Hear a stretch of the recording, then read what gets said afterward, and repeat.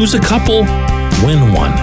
Lose, 3 or even 4 in a row, win a couple. And everybody feels like it's okay.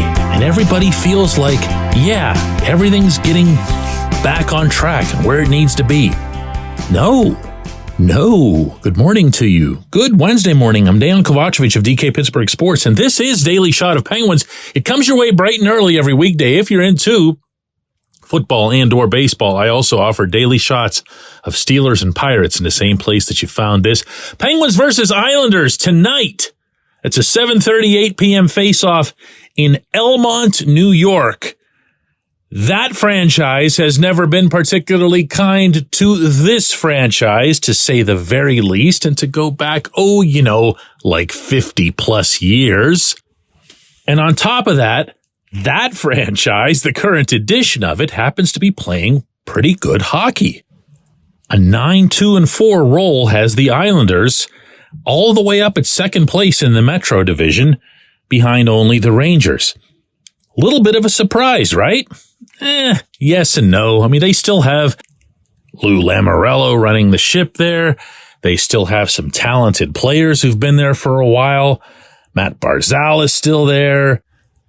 Brock Nelson's still there. All the usual Cal Clutterbucks are still there. And they've got a team that if they beat somebody, they don't surprise anyone. They've got a team that if they lose to somebody, they don't surprise anyone. Well, right now they're doing more of the former than the latter.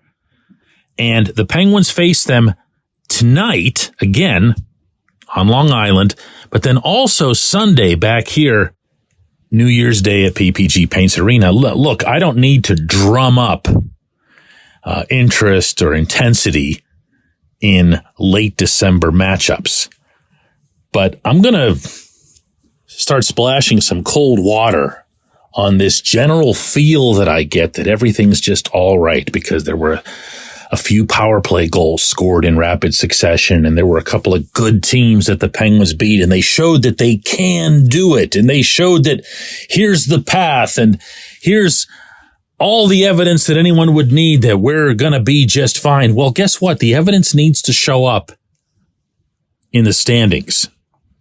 The Penguins, as I'm speaking with you right now upon the conclusion of the NHL's 3-day holiday break, because today the whole league gets going again, the Penguins are the 7th place team in the 8-team Metro Division. Only the Blue Jackets are worse. The Penguins 15-13-4 is their record, which, reminder here too, means they've lost 2 more games than they've won. And maybe that's another thing that's kind of disguising how rotten this first half of the season's been, really. And from the conference standpoint, the Penguins only have 3 teams below them: Sabres, Blue Jackets, and Senators. And Senators, of course, just beat them up in Ottawa. So no, this is not okay. This is not okay. The top 2 teams for the wild card, meaning setting aside the top 3 teams in each division, the top 2 in the wild card are the Capitals and the Lightning. Each of them has 39 points. The Penguins have 34 points. They're 5 points out of a playoff spot. Also, not okay in late December. Because let me throw something else at you. You can say, well, if they just go on a little bit of a run here, they'll be right in the mix. They'll be right in the thick of everything. And to an extent, you're right. Because as I look at the top 3 teams in the Metro, their point totals, Rangers are 47, Islanders are 41, and the Flyers, who are still somehow hanging around, are at 40. Well, the Penguins are 6 points behind that.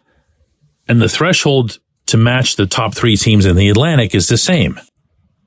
So what has to happen here, at the risk of stating the insultingly obvious, is that some teams have to fall out or be driven out of the current playoff picture, and the Penguins, of course, have to be among those teams that make it up there and take their place. So who's up there that you think would realistically fall out? Looking just at the Metro, the Rangers are legit. The Rangers might be the most legit team, and I'm saying this even including the Bruins in the conference. I believe that. I take no joy in saying that.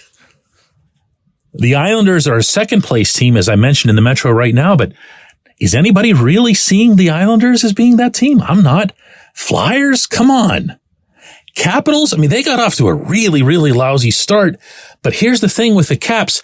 They've yet to get even close to the normal expected production from Alexander Ovechkin, and I have an impossible time believing that Ovechkin's just all of a sudden forgotten how to score goals.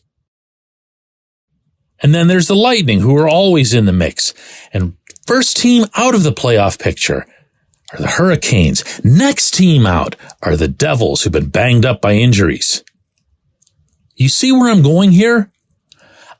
I think that you could see the Islanders, the Flyers, and the Capitals all fall out of the picture, but reasonably and just like that get replaced by the Hurricanes, the Devils, and fill in the blank. And you know what? If that fill in the blank isn't the Penguins performing at their own peak, then it's going to be one of these other up-and-comers, like the Islanders, like the Flyers. So when you're talking about having 2 games in a span of a handful of days against one of those teams, it doesn't matter that it's late December. If you ask me, these are to be treated as if they're playoff games, meaning not only do you want to take the 4 points, you want to make sure they're not getting any along the way. You want a couple of regulation W's. I would argue that you need a couple of regulation W's.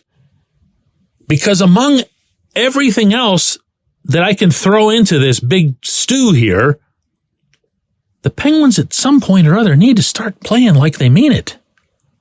You can't just have a nice little uplifting week like I mentioned at the opening and then go up to Ottawa where the team is struggling immensely and just had to fire their coach and everything else, and you give up 4 goals and have to claw your way back to just pull out a point? Come on.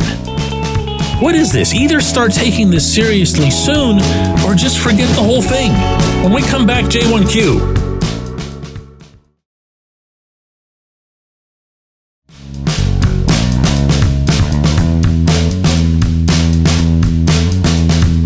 Today's J1Q isn't a question at all. I want to read it anyway. And actually, I'm going to respect it enough to just let it stand on its own because it's really well thought out. It's a response to yesterday's episode of Daily Shot of Penguins in which I openly wondered why it is that this team can't take all of its opponents seriously and why it very, very clearly performs at a much higher level than the norm whenever it's facing teams that they, actually respect or fear. This is from Steve. He says, what you speak of, DK, is a part of the complacency and stagnancy issue that goes along with older veteran teams who've tasted success. It's why they find it difficult, regardless of the talent level they possess as a whole, while younger, less talented teams who still are trying to prove themselves and have nothing to fall back on experience-wise can have more success, and why the Penguins are looking up at the Flyers of all bleeping teams when they have no business doing so. When people refer to the Penguins being old, this, I think, is what they're referring to.